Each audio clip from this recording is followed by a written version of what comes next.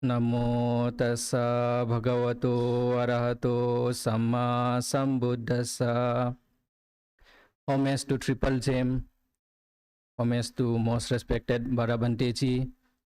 I pay homage to all the Bhikkhu Sangha, all the monks, and I welcome all the devotees, Upasakas and Upasikas to this Sunday Dhamma program. So today I will speak the Dhamma on a sutta called Ananya Sutta. Ananya means debtless. The sutta is based on the advice given by the Buddha to the householder Anathapindika on having a life of debtlessness.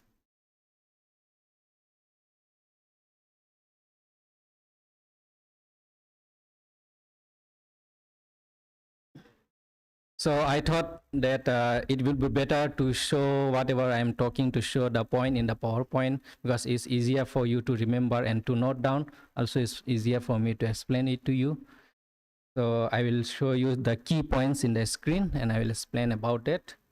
So in the Ananya Sutta, the sutta starts with the Anathapindika. You may know, you may heard many times about the Anathapindika, the wealthy householder, and he was a patron, the rich man, rich merchant at Savatthi, who was the great supporter of the Buddha Sasana. He supported the monks and the Buddha, the monks, with whatever needs for their practice and also for the spreading of the Buddha Sasana, of the Buddha's teaching. So he was a very generous and also very virtuous layman. So once he came to the Buddha, and he asked the Buddha, what are the bliss, what are the happiness for a lay person? Because the lay person, they are indulged in the worldly happiness in living with their families, with their sons and daughters, and they are engaged in the worldly works, and it's very difficult for them to find time to practice the Dhamma in a whole day time. Maybe whole day they will be busy in their workplaces, in their offices, or whatever they are doing. No, so it is very difficult for them to practice the Dhamma, to take out time to practice the Dhamma. So living a lay life, how can one be happy? So that was the question, and the Buddha said that explain about the 4 kinds of happiness, 4 kinds of bliss to the householder Anathapindika.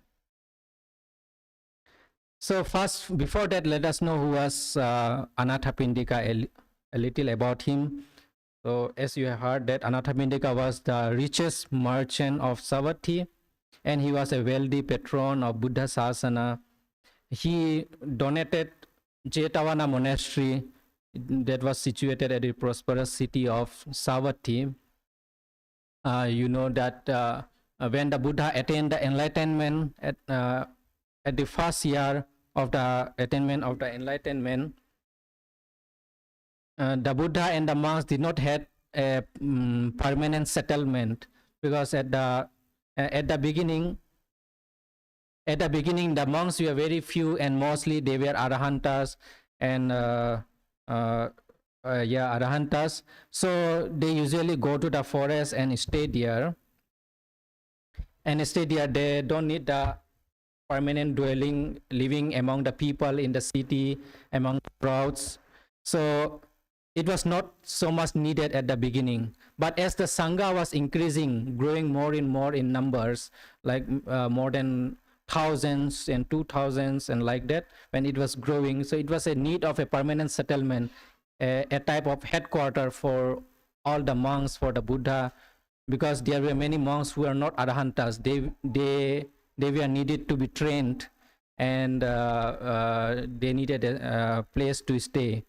So a a very big monastery was needed so that the new monks will get trained, they will learn from the Buddha, and many people from all over the world, from all over the country could come to that place and they could see the Buddha, meet the Sangha, whenever they come there. So when Anathapindika, I'll not go very much detail in the story of the Anathapindika, how he met the first time the Buddha. So you may read that about that extra. So just in short, that when he when he went to his brother-in-law's house, he found out that they were so busy preparing for something. When he asked his brother-in-law that, what are you doing? Then he come to heart the word Buddha, about the Buddha. His brother-in-law said that tomorrow we are inviting the Buddha to our house. And when Anathapindika heard that Buddha, his hair stood to the end. He got a kind of goosebump just by listening the word Buddha. Then he asked his friend 2-3 times, and came to know that, the Supreme Buddha has appeared in this world and he has attained enlightenment, and he's preaching this noble teaching in the country of Magadha. So it is a very good opportunity. It is a very good time that I am born in this noble time of the Buddha. So after knowing this, he was very excited to meet the Buddha. Then whole night he could not able to sleep well, and in the morning he went to the Buddha and heard the Dhamma from Buddha, and he attained to the Sotapatti enlightenment. Then he wanted to offer a good monastery for the Buddha, a big dwelling place, a kind of headquarter for the Buddha, so that hundreds and thousands of monks could stay there, and new monks could be trained, and thousands of lay devotees that can come and listen and meet the Buddha, see the Buddha, and they could offer the danas, etc. So he wanted to offer, and then he went to the to a local prince there at Savatthi, and he wanted to buy a park. It was a royal park, belonged to a prince called Jeta. In the Sutta, you may have recited Jetavana. The Buddha was staying at Jetavana, Anathapindika's monastery. So he went to that Prince Jeta, and he asked for that land, for that park to sell him, so that he could build a monastery for the Buddha. Then, but at first, the prince did not wanted to sell that place, because it was a very good place, and it was little bit outside the city, main city of Savatthi, because at that time, if the monasteries are built at the main city, it is not so convenient to practice Dhamma or practice meditation, because of the crowd and noise of the people, or noise of the carriages or bullock cars or like that. So a monastery has to be built little bit outside of the city, where the crowd is less, where it is more peaceful and more natural environment surroundings. So that's why at any cost he wanted to buy that park, so that he could build a monastery for the Sangha. Then when he was trying to negotiating with the Prince Jeta, then Prince Jeta, he just wanted to, he don't want to sell that land, but just to avoid the Anathapindika's request, he just said that, okay, if you spread the whole park with the gold coins, then I will give this land to you. But when he said like that, Anathapindika, without thinking any second thought, immediately at that moment he said, okay, done, the deal is done. So like that, he bring the gold coins filled with the bullock carts, and he spread the whole land of that park, and then So like that, it is said that the Anathapindika was so wealthy that he had uh, millions of gold coins. It says that he had 18 million gold coins, which is divided into 5 times. 5 times. So 5 into 18, how much?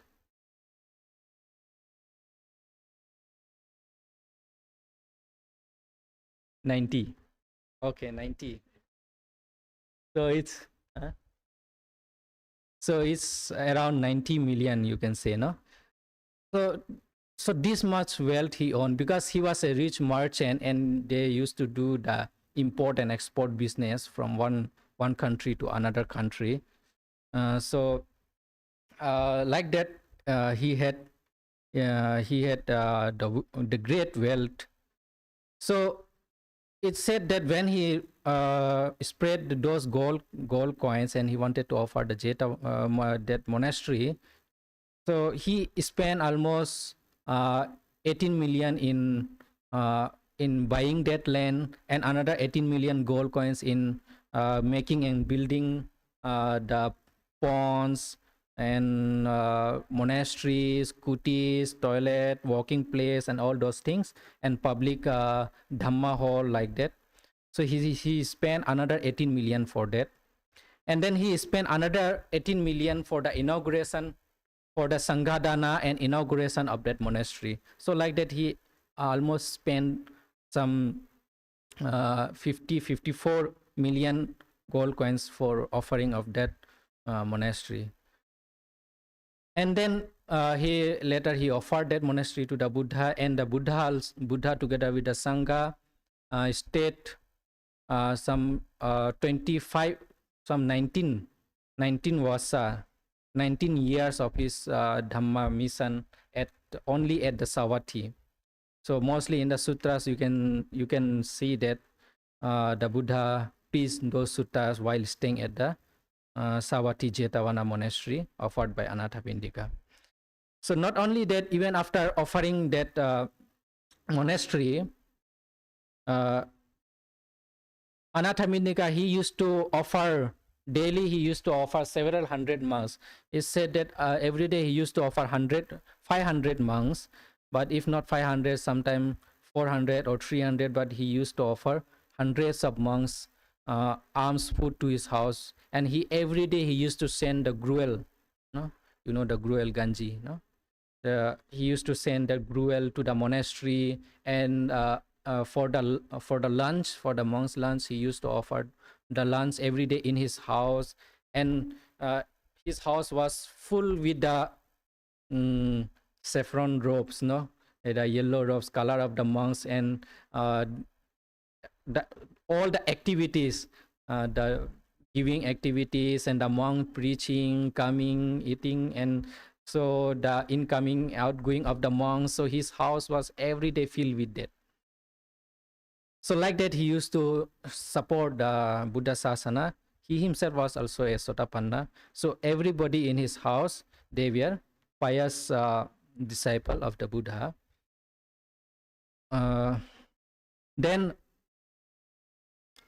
Then it so happened that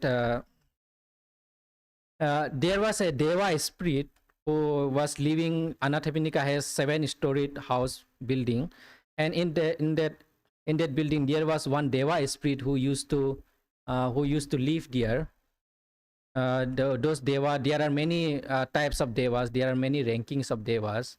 Like you may heard Sakka Deva. He live in the Tawatingsa heaven, and then Chatu Maharajika Deva. But some Devas, they live in the among the people, in the trees or in the houses like that. So in the house of Anathapindika, in that 7-storied house, there lived one Deva. That Deva, he got a problem now. What problem he got is, whenever the monks come to Anathapindika's house, whenever they come and stay there, when he see those noble ones, there is a law of the divine wall that the law is that whenever the monks or holy person come, they have to come down, and they have to because they stay in the roof, on the air, no, usually. So they have to come down and stay on the ground and respect the monks. So like that, every day he has to do like that. So it was very inconvenient for him to do every day. Every day the monks are, it is filled with the monks, and the monks are always there. So he wanted to get rid of that. He wanted the monks to stop coming to that house, and also he wanted Anathapindika to stop giving the monks food and offerings every day, because every morning he give gruel and food, every afternoon he give the lunch, and every evening also he himself, whenever the Buddha is there, he himself go to the monastery, he listen to the Buddha, to the Dhamma of the Buddha, he sees the Buddha, he do the conversation with the Buddha, and also he bring the Chatupachaya, no? Chatupachaya, whatever the, if the some monks or some novices, there are some small novices, so they may need something, some medicine, some cloth, or some drink, he used to bring for them like that. He used to take care of them. So like the mother Visakha, so Anathapindika also used to take care of the Sangha like that. So now the Deva become, it was inconvenient for him to always come down. Whenever the monks come, he has to come down and sit at the ground and like that, because it is the law of the heaven that they have to do like that if they see the monks or holy ones. So that Deva wanted to get rid of this dana offering activities. He went to the head of the servant, and he tried. He appeared before him, and he said that, please stop this dana activity in some or other way. It is not good for you that you have to walk a lot, and also not good for the rich merchant. His well will be exhausted, his money will be finished, no, exhausted, so he will become poor. So don't do like that every day. Just maybe once in a month or once in a 3-4 months you can invite some monks and offer. No need to do it every day. So he wanted to demotivate or say like that, because he also was so much uncomfortable with it. But the servant did not pay heed to him, did not listen to that Deva spirit, because he also was very faithfully offering the dana. Even the servants, they were very faithful. They were doing voluntarily, out of faith and out of to get the punya, to gain much merit. So he did not pay attention to that Deva spirit. Then the Deva spirit appeared. He appeared in the in front of the son of Anathapindika, and he tried to manipulate him. But the son, Anathapindika's son, also did not pay attention to him. Then at the end, he appeared before the Anathapindika himself and said that, "O rich merchant, I am the Deva. I am the Deva spirit living in your house, and I can see that you have been using so much of your wealth to offer to the monks, and in this way, if you continue doing it, you will lose all your wealth. You will have no money left. So please stop doing this dana activity, doing the dana every day." He said like that. Then the Anathapindika said, "Who are you? Who are you? And why have you, if you are good Deva, then why have you come here to demotivate me like this? I don't need any wealth or any treasure, because for me, the Buddha, the Dhamma, the Sangha is the highest treasure. If I have Buddha, Dhamma, Sangha in my mind, if I have Dhamma, if I am practicing the Dhamma, that Dhamma is my greatest wealth. I don't need any wealth. Let it be whatever you say. If you say like that, if you are against the Buddha, Dhamma, Sangha, immediately, right at this moment, you get out from my house." He said like that. So now, when Anathapindika said like that, the Deva spirit had to move away, go away from Anathapindika's house, because it is the rule of the of those. It is called art bound Deva. So in Pali we say Bhumma Deva or Rukha Deva. So it is their rule that if the owner want them to go, they have to go. So he has to go from there, and when he go from there, he has no other place to stay. So he went uh, to the local ruler, local Deva, the chief Deva of that area, of the Savatthi area.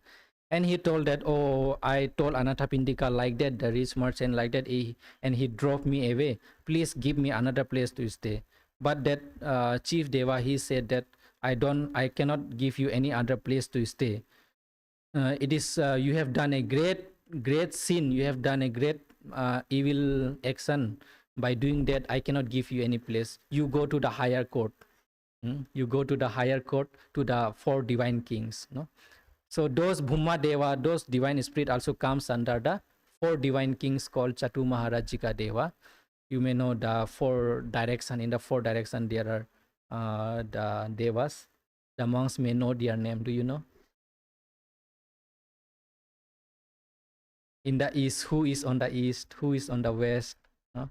Dhataratha, and what are they? Do you remember? So the four divine kings, no, in the four direction. So he went to all the divine kings of all the four direction and told them that it happened with me like this, and I say to him like this, and he drove me away from his house. Please give me one place to stay at your direction. Then all the divine kings, they also rejected that. No, you have done a great wrong against the triple gem. We also cannot accommodate you in our direction. You have to go to the highest court of the great king of the Deva, to the Sakka Deva itself. It is like from local court, you have to go to the state court, then you have to go to the Supreme Court. So he has been sent to the Supreme Court. Now he come to the Sakka Deva, the king of the Deva, the highest king of the Deva, and he explained about his situation, that I do like this. Then he asked for forgiveness from the Sakka, but the Sakka Deva said that you have done a great sin, great unwholesome action. I also cannot forgive you. The only way for you to do to get the forgiveness is you have to go to the Anathapindika itself and you ask him forgiveness. But before that, now the Anathapindika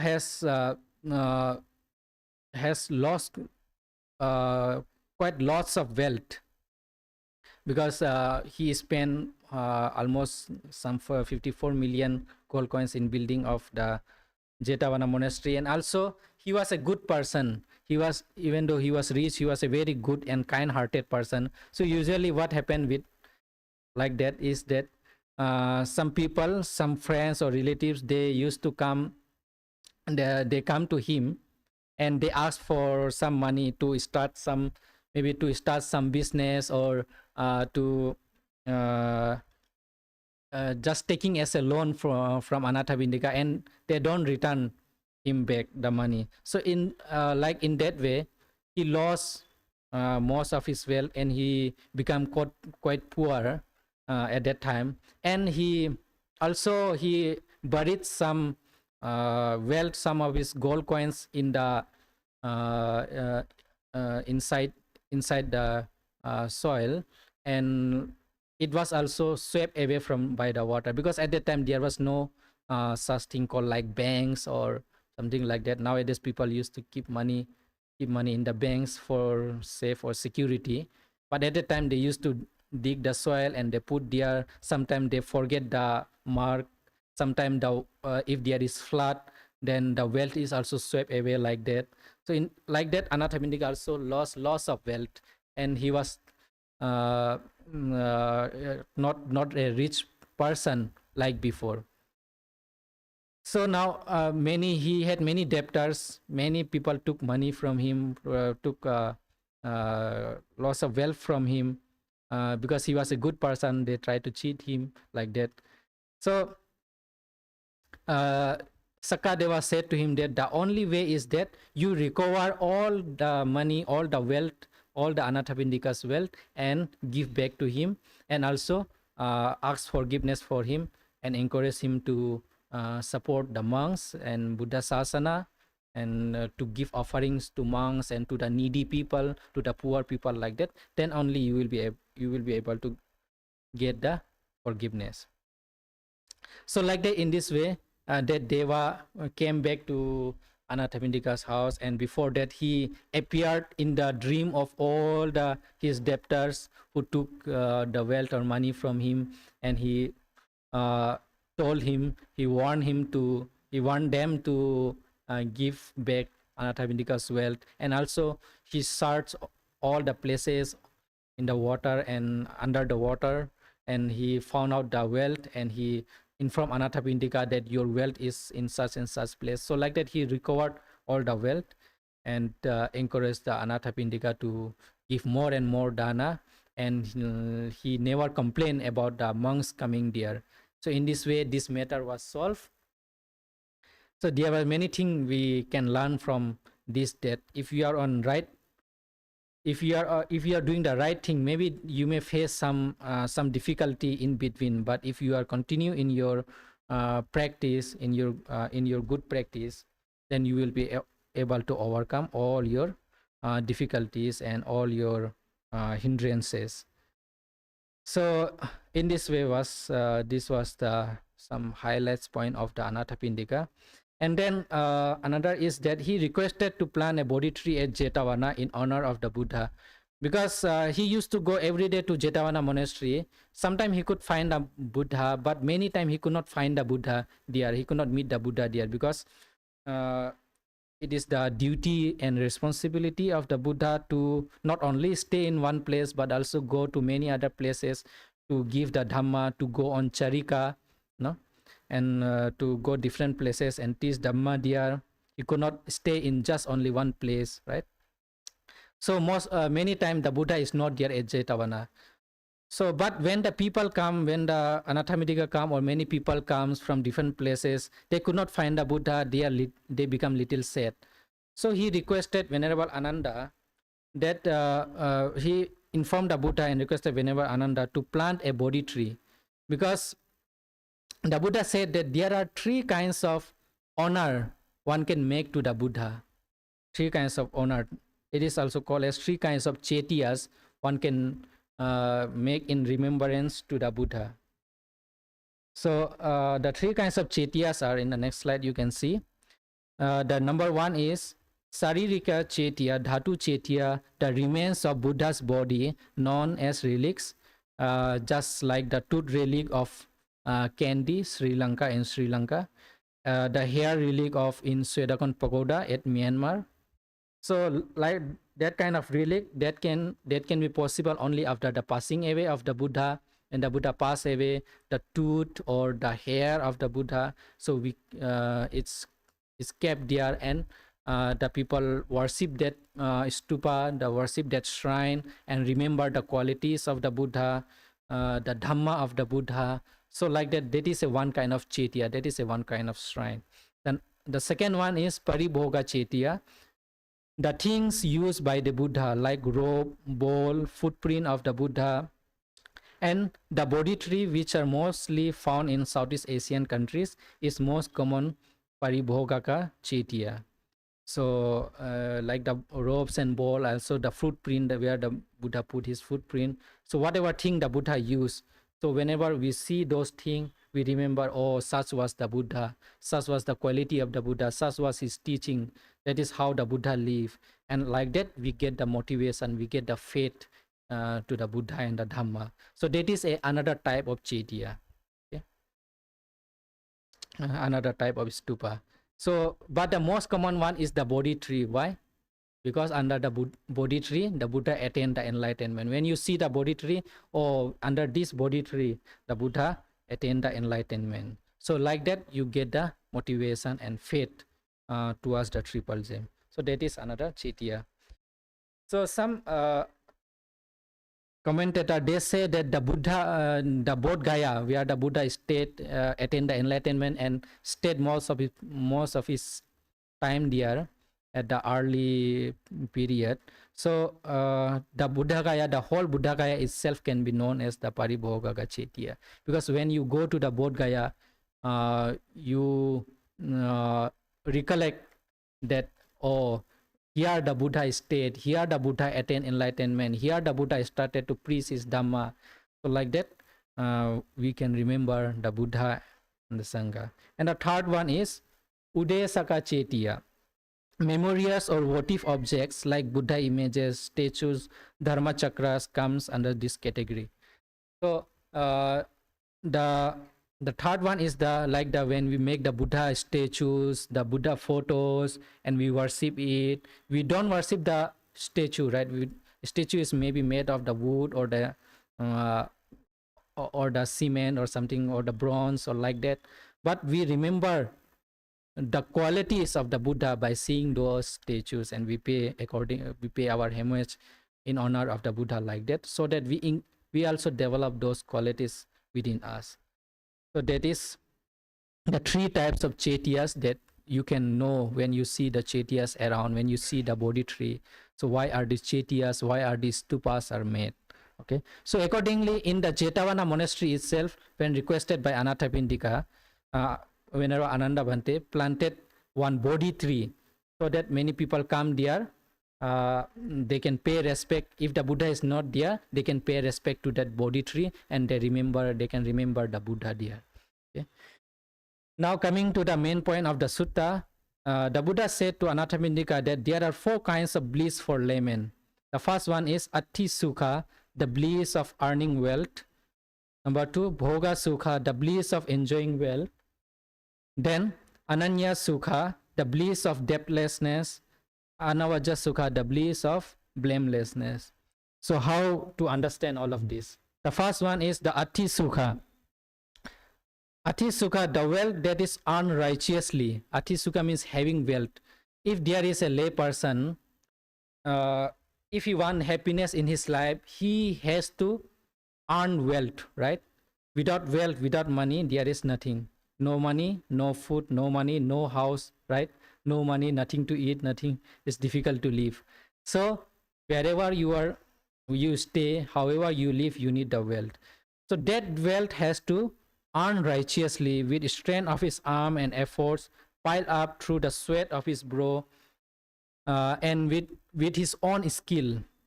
First he do his education nicely, and he become educated, and he learned the skills of earning the wealth, and with the righteous way he earned those wealth. So, and after earning the wealth, after collecting the wealth, usually when someone get the money, or when some get the maybe salary, when he reflect on that oh, after working whole month I got this money, and he becomes happy, no? So that is, can say, Ati Sukha, the bliss of having the wealth. Then the next is Bhoga Sukha, the bliss of enjoying the wealth. Okay, only earning wealth and you keep in the bank, and you don't even spend one single money, there is no happiness for that, right? So you need to spend the wealth in a very wise and very skillful way. Okay. Last Sunday discourse, Bhante explained that we have in order to get happiness, you have to balance your wealth, like samajivita, no? Like when you earn the wealth, you need to know how much you should spend, where you should spend. Okay. Like for example, you spend one part of your money in your, maybe in the spending of your house, like your electric bill, phone bill, or maybe EMI, and then for food and eating, and you use another part of your wealth for your investment and further growing of your wealth, and you use your another part for saving, like for emergency, like you do the insurance or like that. You skillfully you divide the money, and then another part of your wealth you give to others, like you give gifts to your family members, you offer to the monks, you offer to the poor people, like that. You spend your money wisely. But the real good spending of your money is doing the good things, good things for others, good things for the Buddha Sasana, like good things for the improvement of the uh, righteousness, for the Dhamma, no, spending for the Dhamma, like you spend for the good education of somebody others, you spend for the Buddha Sasana, you spend for the monks, you give Sanghadana. So this kind of merit is beneficial for your present life as well as it is beneficial for your future life. So that is the uh, the good way, the bliss of enjoying the wealth. Okay, you spend it wisely. Then the third one is Ananya Sukha, the bliss of debtlessness. So he owes no debt, great or small, to anyone at all. No, because if someone has debt, he has very difficulty and always have worry that someone will come at his door and ask back his debt, and he is always in fear and tension. No, but if he has he owes no debt to anyone, then he is free from all kinds of this problem and difficulties of the insecurity comes from having debt. He free from that. And the last one is the Anavajja Sukha, that is the bliss of blamelessness, endowed with the blameless bodily, verbal and mental karma. So he has a very good character. So bodily also, whatever action he do, verbally whatever he speak, or mental karma whatever he do, so he is free from the blame from others. Okay, means he live in a right way.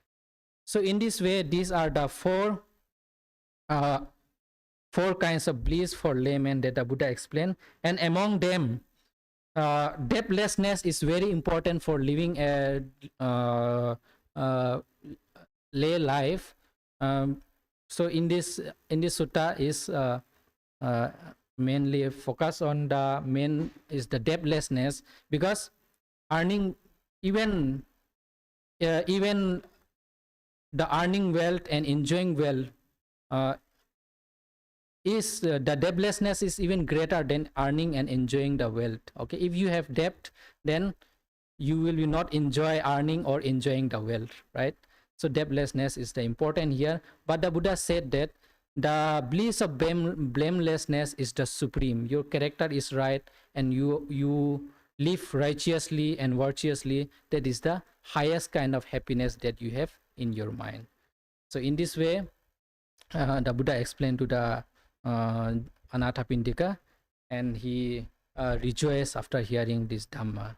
So I hope you also learn so many things by listening this, and I wish that may you also be able to develop this kind of bliss, earn well righteously, enjoy wealth in a right way, wisely, and live a debtless life, and also live a blameless life. May you walk on the right path of Dhamma. May you have a good character and develop the Sila, Samadhi, and Panya. May you grow well on the path of Dhamma with good health, peace of mind. May you and all your family members and everybody around you be happy, be well, and progress on the path of Dhamma and attain the Nibbana. Sadhu. Sadhu, sadhu.